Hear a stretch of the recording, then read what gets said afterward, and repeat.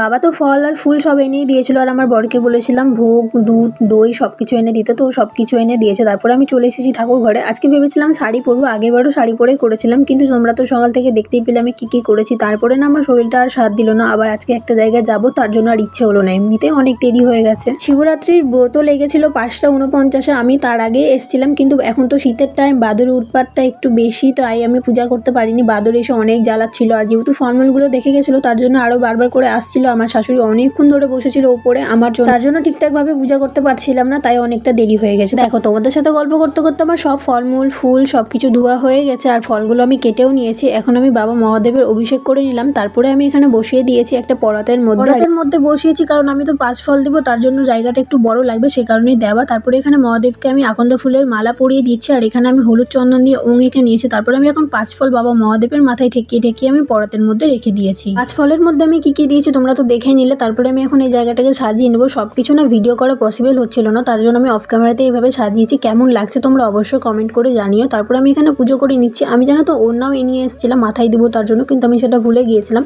তো আমার পূজা করা কমপ্লিট হয়ে গেছে। এখন আমার বরকে বললাম, ও পূজা করে নিল। তারপরে এখানে আমার বর প্রণাম করে নিচ্ছে, আমি এখানে কাশি বাজিয়ে নিচ্ছি। তারপরে এখন আমি প্রণাম করে চলে যাবো নিচে। শেষ হতে আমার প্রায় ওই 7টার মতো বেজে গেছিলো। নিচে গিয়ে এখন আবার রেডি হবো। তো চলো দেখা হচ্ছে নেক্সট ব্লগে।